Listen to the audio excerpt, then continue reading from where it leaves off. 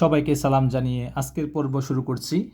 আজকে আমরা আলোচনা করব অনার্স চতুর্থ বর্ষের ম্যাথমেটিক্যাল মডেলিং ইন বায়োলজি এই কোর্সের এক প্রজাতির অবিচ্ছিন্ন জনসংখ্যা মডেল এই অধ্যায়ের একটি গুরুত্বপূর্ণ পর্ব নিয়ে।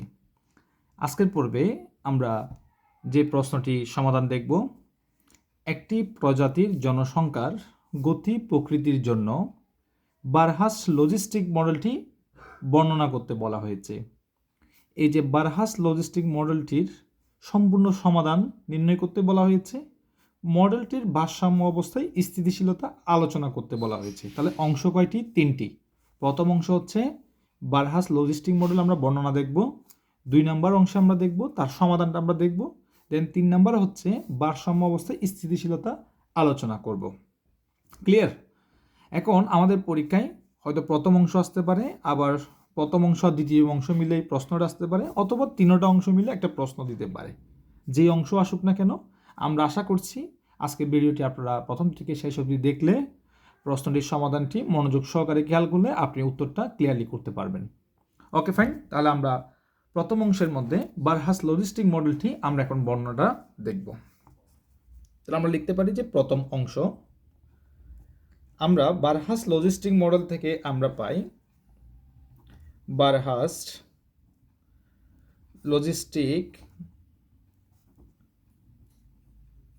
লজিস্টিক মডেলটি কি ছিল? বারহাস লজিস্টিক মডেলটি হচ্ছে dn/dt সমান rn into 1 minus n divided by k। ফর্মুলাটা একটু আমরা মনে রাখবো যে dn/dt সমান rn into 1 minus n divided by k, এটা আমরা দিব অবশ্যই 1 নাম্বার সমীকরণ। ক্লিয়ার? তাহলে এখন আমাদেরকে আর কি এন কি এগুলোর পরিচয় দেওয়া লাগবে। তাহলে আমরা লিখতে পারি যে এখানে এন বলতে বোঝায় জনসংখ্যা। এন বলতে কি বোঝায়? জনসংখ্যা বুঝিয়ে থাকে। তাহলে আমরা লিখতে পারি এন ইকুয়াল এন অফ টি। এটা দ্বারা কি বোঝায়? টি বলতে 1 বছর, 2 বছর, 3 বছর, 10 বছর, 100 বছর এভাবে হতে পারে। তাহলে যেহেতু আমরা 100 বছর বলছি না, 10 বছরও বলছি না, তাহলে আমরা কোনো নির্দিষ্ট সময়ে বলবো, সেটা হচ্ছে টি, মানে কোনো নির্দিষ্ট সময়ে জনসংখ্যা। মনে করেন 100 বছরের জনসংখ্যা, এই যে ব্যাপারটা এরকম। তাহলে আমরা লিখতে পারি এন ইকুয়ালস টু এন সমান এন অফ টি হচ্ছে কি? কোনো নির্দিষ্ট টি সময়ে জনসংখ্যা, কোনো নির্দিষ্ট টি সময়ে, কোনো নির্দিষ্ট টি সময়ে জনসংখ্যা। কেমন? কোনো নির্দিষ্ট টি সময়ে জনসংখ্যা, এবং আর এবং কে হচ্ছে ধনাত্মক ধ্রুবক বা যোগবোধক ধ্রুবক বলা হয়। আর এবং কি? Positive constant. আর এবং কে হলো ধনাত্মক ধ্রুবক। এই কথাগুলো আমরা একটু লিখব, এই ভাষাগতগুলো আমরা একটু লিখব। ক্লিয়ার? Okay fine. এরপর then R into 1 minus N divided by K. R into 1 minus N divided by K, এটা হলো মাথাপিছু জনসংখ্যার বৃদ্ধি হার। কি বোঝায়? R into 1 minus N divided by কি হলো? কি বোঝায়? মাথাপিছু জনসংখ্যার বৃদ্ধি হার। কি লিখতে পারি? মাথাপিছু জনসংখ্যা বৃদ্ধির হার। মাথাপিছু জনসংখ্যা বৃদ্ধির হার বোঝায়। আমরা জাস্ট একটু বর্ণনাটা করে নিই, তারপর দেন আমরা সমাধান দেখলে আপনারা সেটা আরো ক্লিয়ারলি বুঝতে পারবেন। এবং কে হলো পরিবেশের সহন ক্ষমতা বোঝায়, এবং কে হচ্ছে পরিবেশের সহন ক্ষমতা। এই যে এতক্ষণ যাবত যা আলোচনা করলাম, এটা একটা বর্ণনামূলক কি ছিল? বারহাস লজিস্টিক মডেলের যে আমাদের পরামিতি সমীকরণ সহ বর্ণনা। অনেক সময় আমাদের শুধু প্রশ্ন এটাই আসে যে বারহাস লজিস্টিক মডেলটি বর্ণনা করো, এটা আসতে পারে খ বিভাগে। তাহলে আমরা আসলে এতটুকু পর্যন্ত লিখব। ক্লিয়ার? এইবার আমাদেরকে প্রশ্ন বলেছে দ্বিতীয় অংশের মধ্যে মডেলটি সম্পূর্ণ সমাধান করো, মানে এই 1 নম্বর সমীকরণটার সমাধানটা আমাদেরকে নির্ণয় করতে বলা হয়েছে। এবার আমরা সেটা দেখব। আমরা আসি এবার দ্বিতীয় অংশ। এবার আমরা দ্বিতীয় অংশের মধ্যে যাচ্ছি। আপনারা একটু মনোযোগ সহকারে খাতা কলম নিয়ে খেয়াল করবেন। 1 নং হতে আমরা পাই, 1 নং হতে আমরা পাই যে কি লিখতে পারি? dn divided by n into 1 minus n divided by K সমান r ইন্টু ডিটি লিখতে পারি, তাই না? হ্যাঁ। কিভাবে? dn এন এর বংশ আছে, তাহলে n into one minus N divide by k dN এর নিচে নিয়ে আসবো, ডিডিটা এই জায়গায় নিয়ে যাব, তাহলে তো আমরা এটা পাচ্ছি। আশা করি ক্লিয়ার। Okay fine. এবার আমরা একটু সিম্পলিফাই করি। আমার ডিএন ডিভাইড বাই এখানে কে লসাগু নিব, তাহলে এন কে যদি লসাগু নিই আমরা পাবো কে ওকে কে মাইনাস এন সমান হচ্ছে আমার আর ইন্টু ডিটি আমরা পেয়ে যাব। এরপর দেখেন কেটা আমার লবে উপরে চলে যাবে, তাহলে কেটা আমার উপরে চলে যাবে K into DN divide by N into K minus N. আশা করি এই নর্মাল ক্যালকুলেশনটা সবাই বুঝারই কথা, আশা করি সবাই বুঝতে পেরেছেন এতটুকু পর্যন্ত। এরপর দেন আমরা যে কাজটা করব দেখেন, আমরা এর পরের লাইনে গিয়ে লিখব, আপনাদেরকে একটু পাশে দেখাই, 1/n plus 1/k minus N, 1/n plus 1/k minus N সাথে হচ্ছে ডিএন। একটু এটার ক্যালকুলেশনটা একটু করে আমরা দেখি কি আসে, কেমন? এটা রাফ করতেছি, এটা কি করতেছি রাফ অংশ, জাস্ট আপনারা রাফ অংশে করতে পারেন খাতার পাশে। আপনি লসাগু নেন, তো তাহলে কি পাবেন n into K minus N, ঠিক না? হ্যাঁ, তাহলে n into K minus N লসাগু নিলে আমার কি দাঁড়াচ্ছে, n চলে গেলে কে মাইনাস এন ওকে কে মাইনাস এন হবে, প্লাস কে মাইনাস এন চলে গেলে এন ওকে এন হবে, লসাগু আর কি যেভাবে আমরা নিয়ে থাকি সেটা আমরা নিলাম, সাথে ডিএন আছে, এন চলে যাবে, শুধু কে থাকবে, তাহলে উপরে থাকবে কে, পাশে আছে ডিএন, আর নিচে আছে N into K minus N, এটা আছে। একটু করে খেয়াল করেন তো, দেখেন তো এই যে এটার চেহারা আমার এটার চেহারা একই কিনা। অবশ্যই আপনারা সবাই উত্তর বলবেন যে দুইটার চেহারা আমার একই। তাহলে দুইটার চেহারা আমার যদি একই হয়ে থাকে, আমরা এটার স্থলে আমরা এই লাইনটা মনে হয় লিখতে পারি, কারণ এটাকে ভেঙে যদি আমরা এটা পাই অবশ্যই এটাকে আমরা এটা লিখতে পারি। ক্লিয়ার?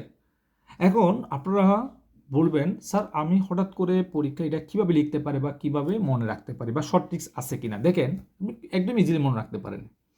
1/n এই যে এন নিচে থাকবে, কে মাইনাস এন নিচে থাকবে, মাঝখানে প্লাস উপরে 1, আর সাথে ডিএন থাকবে, কে উধাও হয়ে যাবে। নর্মাল একদম, আপনি সেটা দেখলেই বুঝতে পারতেছেন, আর বেসিকটা তো আপনাদেরকে বলে দিয়েছি। এইভাবে আপনি একবার দুইবার দেখলে আপনার জিনিসটা মেমোরাইজ হয়ে গেলে আপনি অবশ্যই পারবেন, ভুলার কোনো চান্স থাকবে না। তাহলে আমরা পরের লাইনে কি লিখবো, এটার স্থলে আমরা এটা লিখবো, কারণ এটাকে ক্যালকুলেশন করলে আমরা এই লাইনটা আমরা পাচ্ছি। তাহলে আমরা লিখতে পারি যে বা দিয়ে আমরা লিখবো, অবশ্যই আমরা লাইনগুলো বা দিয়ে লিখবো, কেমন কি দিয়ে লিখবো, বা দিয়ে লিখবো। 1/n plus 1/k minus N সাথে হচ্ছে ডিএন সমান আর ইন্টু ডিটি আমরা লিখতে পারি। আচ্ছা ওকে ফাইন। আমরা একটু খেয়াল করলে এটা কীভাবে লিখতে পারি কিনা দেখেন তো, -1 কে মাইনাস এন, আমরা ডিএনটা দিয়ে দিই, এখানে ডিএন দিয়ে দিই, এখানে ডিএন দিয়ে দিই, সমান হচ্ছে আর ইন্টু ডিটি, সমান হচ্ছে আর ইন্টু ডিটি। কী করলাম দেখেন, প্লাসটাকে ভেঙে আমরা মাইনাসে প্লাস করলাম, মাইনাসে কী করলাম প্লাস করলাম, কারণ আমাদের ক্যালকুলেশনের সুবিধার্থের জন্য আমরা এই কাজটা করে নিয়েছি। দেখেন integration of 1/x into dx সমান হচ্ছে লন অফ এক্স যোগজীকরণ ধ্রুবক plus C. Integration of 1/x into dx সমান কি, লন অফ এক্স যোগজীকরণ ধ্রুবক প্লাস সি আমরা লিখতে পারি। গেল একটা জিনিস, এই ব্যাপারটা এখানে এক্স থাকলে এখানে এক্স থাকতে হবে। এখন অনেকে বলবে স্যার এটা তো সিম্পল ব্যাপার, এটা তো আমি এমনি বুঝতেছি, এখানে এক্স থাকলে যে এখানে এক্স থাকলে এটা লন এক্স হয়। আসলে ব্যাপারটা এমন না, কারণ আমাদের পুরানো অভিজ্ঞতা থেকে বলতেছি এই সূত্রটা অনেকে না বুঝে মুখস্থ করে। কেন মুখস্থ করে সেটার ব্যাপারটা আপনি কয়েক সেকেন্ড পরে নিজে টের পাবেন। কেন বললাম, কারণ একটু বুঝে দেখেন, এখানে এক্স থাকলে এখানে থাকলে আপনি ইন্টিগ্রেশন করতে পারবেন, না হলে করতে পারবেন না। ব্যাপারটা হচ্ছে সোজা কথা, যার সাপেক্ষে করবেন সেটা থাকতে হবে। ক্লিয়ার? এখন দেখেন আপনি, আমার এখানে আছে কে মাইনাস এন, এই যে কে মাইনাস এন এখানে আছে নিচে, তাহলে উপরে যদি কোনো কারণে কি চলে আসে, D of K minus N আসে, তখন আমি কি করতে পারবো, ইন্টিগ্রেশন করতে পারবো, ঠিক কি না? অবশ্যই হ্যাঁ, কারণ এখানে এক্স থাকলে এখানে এক্স থাকতে হবে, তাহলে এখানে যা আছে এখানে তা থাকতে হবে, তখন আপনি করতে পারবেন। তখন আপনার হচ্ছে এটাকে এক্স মনে করেন, ডিএক্স বাই এক্স সমান লন অফ এক্স, এক্স বলতে কে মাইনাস এন প্লাস সি লিখতে পারবেন, ঠিক কি না? অবশ্যই হ্যাঁ। এখন কথা হচ্ছে আমার দেখেন আরেকটা ব্যাপার বলি এখানে, আরেকটা ক্লিয়ার করে দিই, সেটি হচ্ছে যখন চলক পৃথকীকরণ হয়ে যাবে তখন আপনি ইন্টিগ্রেশন করতে পারবেন। আপনি এই মুহূর্তে ইন্টিগ্রেশন চিহ্ন দিয়ে দিতে পারবেন। কিভাবে চলক পৃথকীকরণ বুঝলেন সেটাও একটু বলে দিই, হয়তো অনেকে বুঝছেন আবার অনেকে নাও বুঝতে পারেন। চলক পৃথকীকরণ বলতে বোঝায় সমানের এই পাশে মনে করেন এক্স এর বংশ থাকবে, সমানের এই পাশে মনে করেন আমার ওয়াই এর বংশ থাকবে। এই যে এরকম এক্স আর ওয়াই যদি চলক যদি পৃথকীকরণ হয়ে যায়, যদি এক্স ওয়াই একসাথে থাকে তখন কিন্তু ইন্টিগ্রেশন মানে এইভাবে করে না নর্মালি, ঠিক আছে? তখন অন্য সূত্র, কিন্তু আমরা চলক পৃথকীকরণে ইন্টিগ্রেশন দিব, যেটা আমরা অনার্স দ্বিতীয় বর্ষে অর্ডিনারি ডিফারেনশিয়াল ইকুয়েশনে করেছিলাম, নিশ্চয়ই আপনারা করেছেন, মনে আছে আপনাদের। তাহলে এন দেখেন, এন এর বংশ, তাহলে ইন্টিগ্রেশন করতে পারবেন। এখানে এন এর বংশ, কে তো কনস্ট্যান্ট, সমস্যা নেই, অন্য কোনো চলক তো নাই, ইন্টিগ্রেশন করতে পারবেন। এখানে টি এর বংশ, আর তো কনস্ট্যান্ট, এই জন্য ইন্টিগ্রাল সাইনের বাইরে বের করে রাখলাম। ক্লিয়ার? Okay fine. তাহলে যেটা বলতে চাচ্ছিলাম সেটা একটু আসি, আসলে জিনিসগুলো আলোচনা করছি এই জন্য আমরা অনেকে জিনিসগুলো সূত্র আকারে মুখস্থ করি, কিন্তু দেখা গেছে এরকম সূত্র মুখস্থ করতে করতে করতে যখন পুরো বইটা শেষ হয়ে যায় তখন দেখা যায় কি প্রথম দিকেরগুলো আস্তে আস্তে ভুলা শুরু করি, মনে নাই, তখন বলে স্যার আমি তো ভুলে গেছি, একটু আবার দেখি। আসলে জিনিসটা ভুলার যে ব্যাপারটা ওইভাবে না, আমরা শেখার সময় যদি একটু বুঝে শুনে শিখি তাহলে আর ভুলার কোনো চান্স থাকবে না, কারণ আমরা না বুঝে মুখস্থ করলে তো ভুলবেনি, এটা অস্বাভাবিক কিছু নেই। যদি না বুঝে মুখস্থ করি অবশ্যই আমরা বলবো। এই জন্য সবসময় ম্যাথমেটিক্স বুঝে আপনাকে কি করতে হবে, মুখস্থ করে ওকে ফ্রেন্ড, সূত্র তো মুখস্থ করতেই হবে, কিন্তু একটু বুঝে মুখস্থ করতে হবে, না বুঝে মুখস্থ করলে বিপদ। ক্লিয়ার?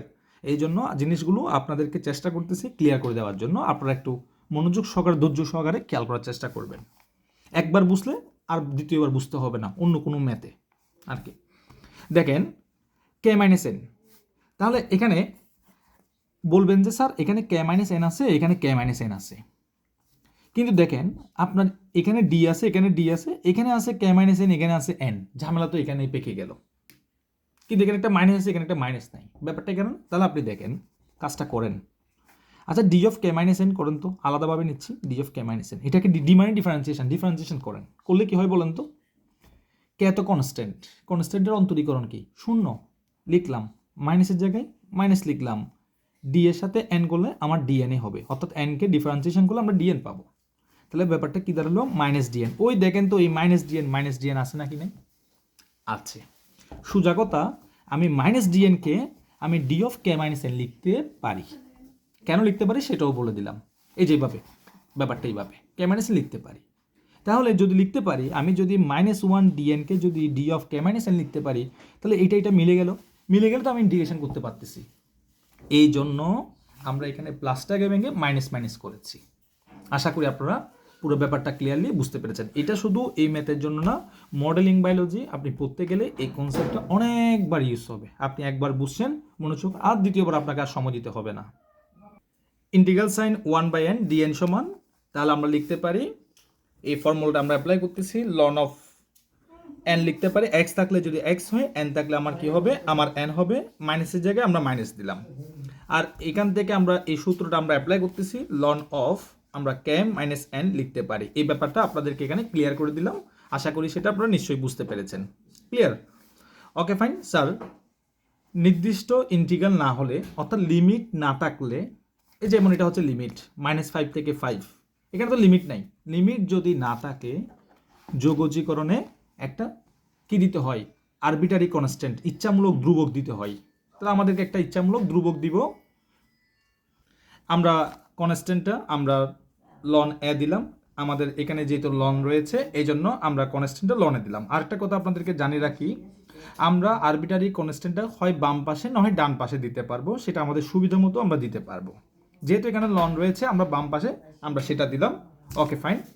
তারপর দেন আর লিখলাম ইন্টিগ্রাল ডিএক্স সমান, আমরা জানি ইন্টিগ্রেশন অফ ডিএক্স সমান হচ্ছে এক্স, তাহলে ইন্টিগ্রেশন অফ ডিডি সমান কি হবে, আমার টি হবে, সেটা আমরা লিখতে পারি। আশা করি আপনারা এতটুকু পর্যন্ত ক্লিয়ারলি বুঝতে পেরেছেন। এরপর দেন লন, আসলে এটার উচ্চারণটা হচ্ছে এলএন, এই যে আমরা লন বলি, আসলে লন এটার উচ্চারণটা হচ্ছে এলএন। আমরা লন বলতে বলতে অভ্যস্ত নর্মালি সকলে, কিন্তু সঠিক উচ্চারণটা হচ্ছে এলএন বলতে হবে, না হলে লগ বলতে হবে, যে কোনো একটা, কিন্তু লন বলা যাবে না। কিন্তু এলএন বললে অনেকে হয়তো বুঝতে পারবে না, বলবে স্যার এলএন কি আবার, এই জন্য আমরা লন বলে থাকি, আমরা অভ্যস্ত পেয়ে যাই। ঠিক আছে, সঠিকটা আপনাদেরকে বলে দিলাম, এলএন বলতে হবে, না হলে লগ বলতে হবে, যে কোনো একটা বলতে পারবেন। ওকে ফাইন, তাহলে আমরা বলতে পারি যে লন এ প্লাস লন বি, অর্থাৎ লগ এ প্লাস লগ বি সমান কি, লগ এ ইন্টু বি, গুণ থাকলে যোগ হয়, ভাগ থাকলে বিয়োগ হয়। ঠিক আছে, তাহলে লন এ লন এন লন এ গুণ যোগ আকারে আছে, তাহলে গুণ আকারে বসবে। তাহলে আমরা লিখতে পারি এ এন গুণ আকারে বসছে, বিয়োগ থাকলে বাক আকারে বসবে, কে মাইনাস এনটা বাক আকারে বসবে, বসিয়ে দিলাম। ওকে ফাইন, তারপর দেন আমরা লিখতে পারি, এটাকে আমরা কি লিখতে পারি, ln e to the power RT লিখতে পারি। লন ই টু দি পাওয়ার কি, আরটি আমরা লিখতে পারি, ln e to the power RT লিখতে পারি। অথবা আপনি এভাবে চিন্তা করতে পারেন, পরের লাইনে লন বাদ দিয়ে ই আনবেন, সেটাও চিন্তা করতে পারবেন। আপনি যদি এটা যদি আপনার কঠিন মনে হয়, এই লাইনটা যদি আপনার কঠিন মনে হয়, আপনি আরটি লেখেন, পরের লাইনে গিয়ে যেটা আমরা নর্মালি করে থাকি মাধ্যমিক শ্রেণী থেকে, লন বাদ দিয়ে ই আনবো, ই টু দি পাওয়ার কত হবে, আমার আরটি হবে। চাইলে এভাবেও লিখতে পারেন। অথবা যদি বাম পাশে লন থাকে, ডান পাশে যদি লন আনতে হয়, তখন আপনাকে লনই আনতে হবে। কি আনতে হবে, লনই আনতে হবে। আর এটা সূচক পাওয়ার আকারে বসবে, সূচক পাওয়ার আকারে কি বসবে। ক্লিয়ার? ওকে ফাইন, তাহলে আমরা এন সমান লিখতে পারি K minus N into E to the power RT. এটাকে আমরা দিতে পারি, আগে দিয়েছিলাম 1 নম্বর সমীকরণ, এবার দিলাম আমরা 2 নম্বর সমীকরণ। প্রাথমিক অবস্থায় সময় গণনার শুরুতে, ইনিশিয়াল অবস্থায়, আদি অবস্থায় আমরা লিখতে পারি যে আদি অবস্থায় বা প্রাথমিক অবস্থায় টি এর মান 0, ঠিক না? সময় গণনার শুরুতে আমাদের ঘড়ির গণনা কি হবে, অ্যাস্ট্রোবোয়াসের মধ্যে টি এর মান 0 দেখাবে। তো টি এর মান 0 মানে কি, কিছুক্ষণ আগে কি ছিল, কি বলছিলাম, N equals to N of T বর্ণনার মধ্যে। তাহলে আমরা কি লিখতে পারি, এন সমান এন অফ 0, কারণ আমার টি এর মান যদি 0 হয়, তাহলে আমরা কি বলতে পারি, এন অফ 0। মনে রাখবেন, টি এর মান 0 হলে আদি অবস্থায় জনসংখ্যা হচ্ছে এন নট, কি হবে, এন নট। আদি অবস্থায় জনসংখ্যা কি দ্বারা প্রকাশ করব, এন নট দ্বারা আমরা প্রকাশ করব। অর্থাৎ যখন সময় ছিল না, তখন জনসংখ্যাও ছিল না। কি এটা কি বুঝায়, যখন সময় ছিল না, টি মানে 0 মানে কি, টি সমান 0 মানে সময় ছিল না। যখন সময় ছিল না, তখন কি জনসংখ্যাও ছিল না, এন নট হবে, এন নট হবে। ক্লিয়ার? এবার আপনি সেই মানটা 2 নম্বর বসায় দিবেন। কথাটা বুঝেন, আদি অবস্থায় কেন আনলাম, প্রশ্ন আসতে পারে, স্বাভাবিক। ঠিক আছে, না আসাটা অস্বাভাবিক না, আসা স্বাভাবিক। মনে রাখবেন, আদি অবস্থার ইনিশিয়াল কন্ডিশন অ্যাপ্লাই করে সবসময় এর মানটা বের করবেন। এই কথাটা নোট ডাউন করে রাখেন খাতার মধ্যে। আবার বলতেছি, আদি অবস্থা ইনিশিয়াল কন্ডিশন অ্যাপ্লাই করে সবসময় আমরা এর মানটা বের করব। শুধু এই প্রমাণের জন্য না, ম্যাথমেটিক্যাল মডেলিংয়ে যতগুলো প্রমাণ আছে সব কাহিনী আমরা এইভাবে করি, যেটা আমরা মেকানিক্সও করতাম। এই কেসগুলো আশা করি আপনাদের নিশ্চয়ই মনে থাকার কথা, তৃতীয় বর্ষের মধ্যে আমরা করতাম। তাহলে 2 নম্বর সমীকরণ থেকে আমরা পাচ্ছি যে এন এর জায়গায় কি বসাবো, এখন টি এর মান 0 বসালে এন এর জায়গায় এন নট বসাবো। তাহলে কে মাইনাস এন বসালাম, ই টু দি পাওয়ার টি এর মান 0, 0 এর সাথে যে কোনো সংখ্যা গুণ করলে অটো 0 হয়ে যায়, রাইট? ওকে ফাইন, কোনো কিছুর উপর পাওয়ার 0 মানে কত, 1, অবভিয়াসলি 1। তাহলে আমরা বলতে পারি এ ইন্টু এন নট সমান কে মাইনাস এন ইন্টু 1 লেখার দরকার নেই। তাহলে আমরা যদি এখান থেকে এর মানটা বের করতে চাই, আপনাদেরকে বলেছিলাম ইনিশিয়াল কন্ডিশন অ্যাপ্লাই করে এর মান বের করব। এই যে এর মান বের করতেছি, কে মাইনাস এন, কে মাইনাস এখানে কি হবে, এন নট হবে না, যখন টি এর মান 0 তখন এন এর জায়গায় কি বসাবো, এন নট। এই যে এন নট বসাতে হবে, এন নট বসাতে হবে, এন নট বসাতে হবে, K minus N not divided by N not. শুধু ম্যাথ করলে হবে না, ম্যাথ সকলেই করতে পারে, কিন্তু করার পর দেখা যায় 2-1 মাস যাওয়ার পর এক সাবজেক্ট থেকে যখন অন্য সাবজেক্টে যাই, আস্তে আস্তে আগেরগুলো ভুলে যাওয়া শুরু করে। কেন? কারণ আপনার বেসিক দুর্বল বিদায়। এই জন্য শিশুর যেমন মায়ের দুধের বিকল্প নাই, ম্যাথমেটিক্সের বেসিক ছাড়া সমাধান করা যাবে না। এই কথাটাই মাথায় রাখবেন। আপনাকে ম্যাথমেটিক্স বুঝতে গেলে অবশ্যই বেসিক সহকারে শিখতে হবে। আর বেসিক যত আপনার স্ট্রং হবে, আপনি তত দ্রুত ম্যাথ করতে পারবেন এবং তত ফাস্টলি ম্যাথ ঘুরিয়ে দিলেও আপনি করতে পারবেন। এই জন্য বেসিক জানাটা জরুরি। এই জন্য আপনাদেরকে প্রত্যেকটা টার্মের বেসিকগুলো ক্লিয়ার করে দিচ্ছি, যাতে আপনারা কোনো প্রকার সমস্যা আপনাদের সৃষ্টি না হয়। আশা করি আপনারা সেটা বুঝতে পারছেন। এবার আমরা সেই এর মানটা যেটা আমরা বের করেছি, সেটা আবার পুনরায় আপনি আগের সমীকরণে বসায় দিবেন। এই যে যেখান থেকে বের করেছেন সেখানে বসা দিবেন 2 নম্বর সমীকরণ। তাহলে 2 নং সমীকরণে আমরা এ এর মান বসিয়ে পাই। তাহলে লিখতে পারি 2 নং সমীকরণে এ এর মান বসিয়ে পাই, এ এর মান বসিয়ে পাই, এ এর মান বসিয়ে পাই। তাহলে বসিয়ে দেন K minus N not divided by আমার এন নট, তার সাথে আমার এন আছে সমান আমার K minus N into E to the power R T. তাহলে আমরা কি করব, নর্মাল ক্যালকুলেশন, কে এর সাথে এন গুণ করেন, তাহলে কে এন হবে ডিভাইডেড বাই আমার এন নট হবে মাইনাস এন এর সাথে এন নট গুণ করব, তাহলে N not into N divided by আমার এন নট সমান কিছুই করি নাই, এনটা এই দুটোর সাথে গুণ করে লিখলাম সমান আমার K into E to the power R T minus N into E to the power R T আমরা লিখতে পারি, তাই না? হ্যাঁ লিখতে পারি। এবার আপনি দেখেন এন নট চলে যায়, না কাটলেও চলে, জাস্ট আপনাদেরকে বোঝার জন্য কাটলাম, কারণ অনার্সে এগুলো কাটতে হয় না এভাবে। তাহলে K N minus N not এটা লিখতে পারি। আরেকটা জিনিস, আমার এখানে এন আছে ডান পাশ থেকে, সেটাকে বাম পাশে নিয়ে আসবো, মাইনাসটা এই পাশে প্লাস হয়ে যাবে। তাহলে আমরা পরের লাইনে লিখতে পারি যে K N divided by N not minus N plus N into E to the power R T সমান আমার K into E to the power R T আমরা সেটা লিখতে পারি। ক্লিয়ার? এরপর দেন আমরা যদি এতটুকু লিখতে পারি, এবার আমরা একটু ক্যালকুলেশন করি। আমরা এন নট লসাগু নিয়ে ফেলি, এন নট লসাগু নিয়ে ফেললে এন নট এই দুটার সাথে কী হবে, গুণ হবে।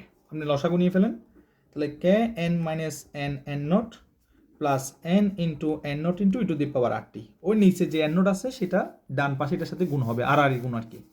তাহলে আমার কি হবে, K into N not into E to the power R T, সাজিয়ে লিখলে এটা পাচ্ছি, এন নট এটার সাথে গুণ করে দিলাম লসাগু নেওয়ার পরে। ওকে ফাইন, গেল। এখান থেকে এন কমন যাচ্ছে, তাহলে আপনি এন কমন নেন, তাহলে এন কমন নিলে আপনাকে কে প্লাস এন নট, তারপর এই দুটো থেকে এন নট কমন নিয়ে ফেলেন একসাথে, E to the power R T minus one সমান K into N not into E to the power R T, সেটা লিখলাম। এখান থেকে এন এর মানটা বের করেন, তাহলে এন সমান আমরা পাচ্ছি K into N not into E to the power R T divide by K plus N not into E to the power R T minus one, সেটা আমরা লিখলাম। তাহলে আমরা প্রথমেই বলেছিলাম যে এন সমান হচ্ছে এন অফ টি, কোনো নির্দিষ্ট টি সময়ের জনসংখ্যা। তাহলে আমরা এন এর জায়গায় এন অফ টি লিখতে পারি, অর্থাৎ টি সময়ের জনসংখ্যা বোঝাই। এই যে আমাদের এখানে টি আছে, টি সময়ের জনসংখ্যা বোঝাবে, তাহলে আমরা লিখতে পারি এন অফ টি সমান হচ্ছে K into N not into E to the power R T divide by K plus N not into E to the power R T minus one. এই যে আমরা যে সমীকরণটা পেলাম, এটাই হচ্ছে আমার বারহাস লজিস্টিক মডেলের সমাধান। দেখেন কত সুন্দর করে আমরা বারহাস লজিস্টিক মডেলের সমাধানটা আমরা দেখে ফেললাম, তাই না? খুবই যে আশা করি আপনি যখন একবার করবেন খাতা কলমে, দুই একবার যখন আপনি প্র্যাকটিস করবেন, আপনার জিনিসগুলো একদম মাথার মধ্যে গেঁথে যাবে। বারহাস লজিস্টিক মডেলের সমাধান, বারহাস লজিস্টিক কি মডেলের সমাধান, জাস্ট এই কথাটা লিখবেন। পারবেন তো? আশা করি আপনারা যেভাবে বুঝিয়ে দিয়েছি সেভাবে আপনি যদি করেন অবশ্যই আপনি পারবেন।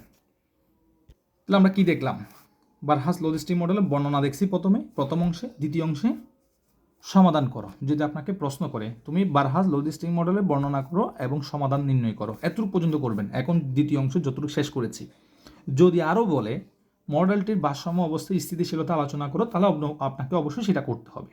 আবার মাঝে মধ্যে প্রশ্ন দিয়ে দেয়, কি প্রশ্ন দিয়ে দেয়, খ বিভাগে আপনার দিয়ে দিয়েছে, মনে করেন বারহাস লজিস্টিক মডেলটির ভারসাম্য অবস্থার স্থিতিশীলতা আলোচনা করো, তাহলে শুধু তৃতীয় অংশটা করলে হবে। যদি এই প্রশ্নটা বলে বারহাস লজিস্টিক মডেলটির, এটা খ বিভাগে দিয়ে দিতে পারে। এরকম মডেলিং বায়োলজিতে এরকম প্রশ্ন হয়, মানে খ বিভাগের প্রশ্ন গ বিভাগে, গ বিভাগের প্রশ্ন খ বিভাগে, মানে অ্যাড করে দিয়ে আর কি। গ বিভাগে দিলে, খ বিভাগে দিলে আপনাকে একটা দিবে, ন দুটা দিবে, গ বিভাগে দিলে আপনাকে হয়তো তিনটা দিতে পারে, এই যে এরকম। কিন্তু আপনাকে জিনিসগুলো উত্তর করার জন্য মেন্টালিটিভাবে প্রস্তুত থাকতে হবে। তাহলে এবার আমরা তৃতীয় অংশের মধ্যে যাচ্ছি। আমরা তৃতীয় অংশের মধ্যে সাম্য অবস্থায়, ভারসাম্য অবস্থা মানে হচ্ছে সাম্য অবস্থা। সাম্য অবস্থায় সবসময় ডি এন ডিটি সমান শূন্য হবে। এই যে আমাদের এখানে ডি এন ডিটি আছে বারহাস লজিস্টিক মডেলের, সাম্য অবস্থায় বা ভারসাম্য অবস্থায় সবসময় কি ডি এন ডিটি এর মান কি হবে, শূন্য হবে। তাহলে আমরা লিখতে পারি যে সাম্য অবস্থায়, সাম্য বিন্দুতে বা সাম্য অবস্থায়, যেটা লিখে না সাম্য বিন্দুতে আমার ডি এন ডিটি এর মান কত, শূন্য হবে। এটা মনে রাখবেন। তাহলে ডি এন ডিটি সমান কি ছিল, এক নম্বর সমীকরণ থেকে আমরা পাচ্ছি R N into 1 minus N divide by K, 1 minus N divide by K সমান কি হবে, 0 হবে। তারপর দেন আমরা আর এন ইন্টু, এখানে আমরা কে লসাগু নিব, কে ওকে কে হবে মাইনাস এন ইকুয়াল কত হবে, 0 হবে। তারপর দেন আমরা কি করতে পারি দেখেন, N into K minus N সমান 0 লিখতে পারি। এখন অনেকের মনের মধ্যে প্রশ্ন আসবে, স্যার আর কই গেল, কে কই গেল? আর এবং কে ধনাত্মক ধ্রুবক। আমরা প্রথমেই বলেছি, লজিস্টিক মডেল বর্ণনার মধ্যে বলেছি আর এবং কে কি যোগবোধক ধ্রুবক বা ধনাত্মক ধ্রুবক, পজিটিভ কনস্ট্যান্ট। তাহলে পজিটিভ যদি কনস্ট্যান্ট হয় সেটা কি শূন্য হতে পারে? আপনি বলেন, শূন্য হতে পারে? অবশ্যই পারে না। তাহলে আমরা বলতে পারি আর এর মান শূন্য হতে পারে না, কে এর মান শূন্য হতে পারে না। তাহলে আমরা এটা লিখতে পারি। তাহলে হয় এন এর মান শূন্য হবে, না হয় কে মাইনাস এন সমান শূন্য হবে। আর কে মাইনাস এন সমান শূন্য হলে এন সমান কে হবে। তাহলে এন সমান 0 হবে অথবা এন সমান কি হবে, কে হবে। তাহলে কোন বিন্দুতে সাম্য বিন্দু বলেন তো? এন ইকুয়ালস টু 0 বিন্দুতে, এন ইকুয়ালস টু কে বিন্দুতে। তাহলে এন সমান 0, কে হচ্ছে আমার সাম্য বিন্দু। 0, কে কি সাম্য বিন্দু। কিন্তু আমার প্রশ্নের মধ্যে সাম্য বিন্দু বের করতে বলা নাই। আমার প্রশ্নের মধ্যে কি অনেক সময় প্রশ্ন আসতে পারে, লজিস্টিক মডেলের সাম্য বিন্দু নির্ণয় করো, আসতে পারে প্রশ্নটা এইভাবে। তাহলে সাম্য বিন্দু নির্ণয় করলে আপনি এতটুকু পর্যন্ত করবেন। এখন আমার প্রশ্নে বলেছে সাম্য অবস্থার স্থিতিশীলতা আলোচনা করো, স্থিতিশীলতা নির্ণয় করতে বলছে। তাহলে পয়েন্ট হচ্ছে কয়টা, 2টা পেলাম, একটু মনোযোগ দিবেন। একটা হচ্ছে 0, একটা হচ্ছে কে। একবার 0 বিন্দুতে স্থিতিশীলতা বের করবেন, একবার কে বিন্দুতে স্থিতিশীলতা বের করবেন। একবার 0 বিন্দুতে স্থিতিশীলতা বের করবেন, একবার কে বিন্দুতে কি স্থিতিশীলতা বের করবেন। আরেকটা কথা আপনাদেরকে বলি, হয়তো এতক্ষণে ক্লাস করতে করতে অনেকে টায়ার্ড হয়ে গেছেন, মোটামুটি 3 গ্লাস পানি খাওয়া শেষ। অনেকে বলবে যে স্যার এত লম্বা ক্লাস।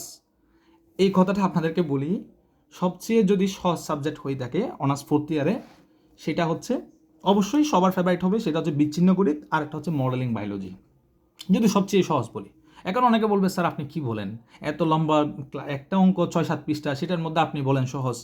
এই কথাটা কেন বললাম, আপনি কম পড়ে বেশি ভালো রেজাল্ট করতে পারবেন, সেটা হচ্ছে মডেলিং বায়োলজি এবং বিচ্ছিন্ন গণিত। কেন কম পড়ে?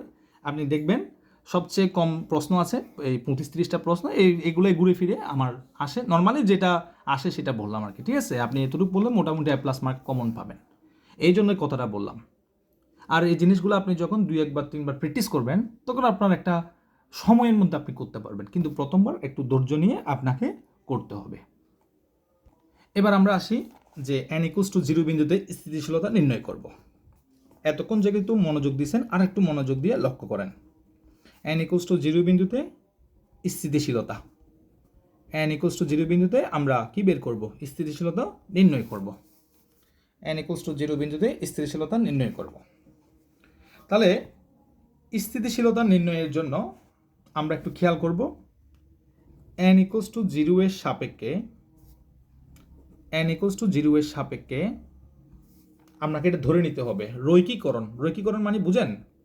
আপনাদের অনার্স প্রথম বর্ষে একটা সাবজেক্ট ছিল লিনিয়ার অ্যালজেব্রা, তো সেখানের মধ্যে রৈখিকরণ ব্যাপারটা কিন্তু ছিল।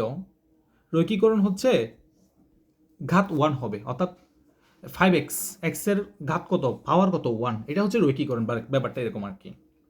দ্বিঘাত তিনঘাত এগুলো হবে না, অর্থাৎ বহুঘাত আপনাকে বর্জন করতে হবে।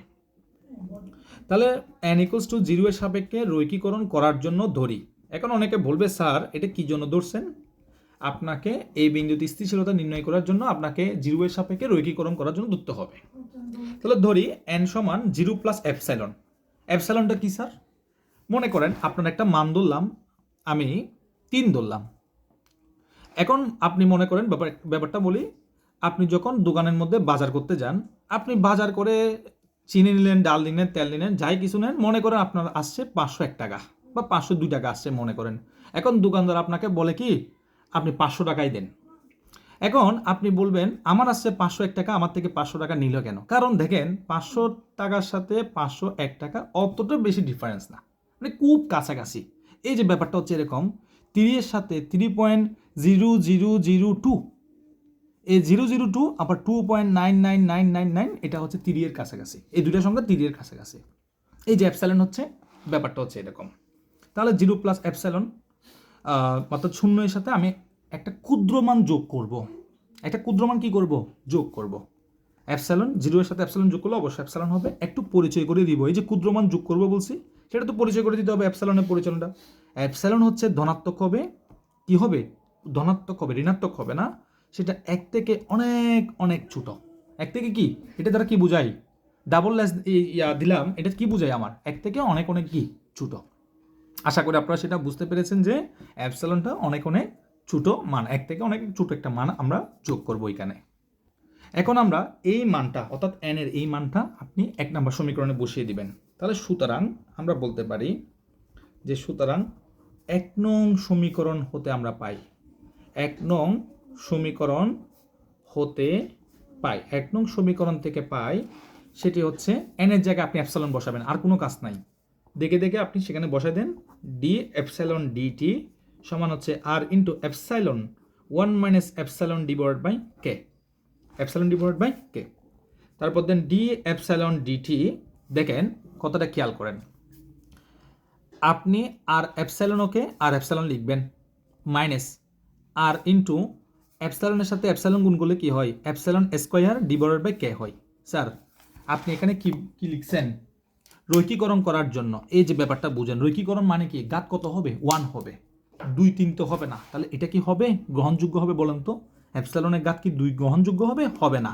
তাহলে এটা যদি গ্রহণযোগ্য না হয়, ডি এপসাইলন ডিটিটা কাছাকাছি হবে আর এপসাইলনের সমানুপাতিক হবে, তাই না? হ্যাঁ, তাহলে আমরা লিখতে পারি সর্বসম চিহ্ন দিয়ে লিখবো আর এপসাইলন, মানে আমরা এটা কি বর্জন করলাম, উচ্চঘাতগুলো কি করলাম, বর্জন করলাম, উচ্চঘাতগুলো বহুঘাতগুলো আমরা কি করলাম, বহুঘাতই বর্জন করতে হবে, কারণ আমরা রৈখিকরণ করতেছি এই জন্য। আশা করি ক্লিয়ার। তাহলে আমরা এবার অ্যাপসাইলন এন সমান যদি অ্যাপসাইলন হয়, অ্যাপসাইলনের জায়গায় আমরা এন লিখতে পারি, পারি না, পারি, আমরা আবার এন নিয়ে আসবো। তাহলে আমরা লিখতে পারি যে ডি এন ডিটি সর্বসম আমার কি হবে, আর এন হবে। এটা দ্বারা কি বোঝায়, এটা দ্বারা নির্দেশ করে আমরা লিখব যাহা নির্দেশ করে যে, যা নির্দেশ করে যে, কি নির্দেশ করে বলেন তো, কোনো ক্ষুদ্র আদিমানের জন্য, আগে একটু লিখে নিই তারপর দেন আপনাদেরকে ক্লিয়ার করে দিচ্ছি, কোনো ক্ষুদ্র আদিমানের জন্য, কোনো ক্ষুদ্র আদিমানের জন্য এলাকাটির জনসংখ্যা, এলাকাটির জনসংখ্যা, এলাকাটির জনসংখ্যা সূচকীয় হারে বৃদ্ধি পায়, এলাকাটির জনসংখ্যা সূচকীয় হারে বৃদ্ধি পায়।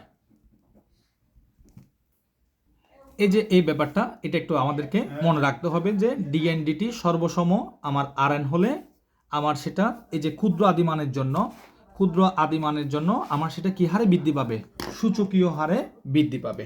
তাহলে সূচকীয় হারে, এই যে ব্যাপারটা একটু আপনারা একটু মনে রাখবেন। তাহলে সূচকীয় হারে যদি বৃদ্ধি পাই, সূচকীয় হারে যদি বৃদ্ধি পাই, আমি n = 0 বিন্দুতে যে স্থিতিশীলতা নির্ণয় করতেছি, তাহলে সেটা অবশ্যই অস্থিতিশীল হবে। n = 0 বিন্দুতে কি হবে, অস্থিতিশীল হবে। যেহেতু সূচকীয় হারে বৃদ্ধি পাবে বলা হচ্ছে, তাহলে সেটা অবশ্যই কি হবে, তাহলে আমরা বলতে পারি যে সুতরাং n = 0 বিন্দুতে আমার সেটা অস্থিতিশীল হবে, কি হবে, অস্থিতিশীল হবে। ক্লিয়ার? Okay fine. এরপর দেন আমরা একইভাবে n = 0 বিন্দুতে যেভাবে বের করেছি, আমাদের তো বিন্দু দুটা ছিল, একটা কি ছিল, একটা n = 0 পেয়েছিলাম, একটা কে পেয়েছিলাম, n এর দুটো ভ্যালু পেয়েছিলাম না, ভারসাম্য বিন্দু। হ্যাঁ, তো প্রথমে 0 বিন্দুতে বের করব, একইভাবে একই কাজ, তারপর n = k এর জন্য আপনি স্থিতিশীলতা বের করবেন। তাহলে n = k এর জন্য বিন্দুতে স্থিতিশীলতা আমরা এভাবে বের করব, সেম আগের মতন। আগে n = 0 বলছিলাম, এখন 0 এর জায়গায় k বসিয়ে দিব, তাহলে k + এপসাইলন। তারপর দেন 1 নং সমীকরণে আপনি n এর জায়গায় k + এপসাইলন বসাবেন, তারপর আপনি এটা পাবেন। আশা করি সেগুলো আপনারা পারবেন, নর্মাল ক্যালকুলেশন এগুলো। তারপর আর এর সাথে k গুণ করবেন, এটা পেলাম।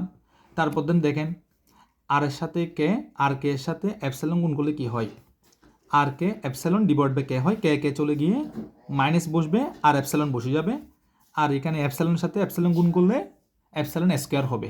বহুঘাতী তো নিতে পারবো না, কারণ আমরা রৈখিকরণ করতেছি, এই জন্য এপসাইলন স্কোয়ার টার্মটা নিতে পারবো না, এই জন্য আমার কি হবে, মাইনাস আর এপসাইলন হবে, যেটা আমরা আগেও করেছি কিছুক্ষণ আগে, সেই কাজটাই করলাম।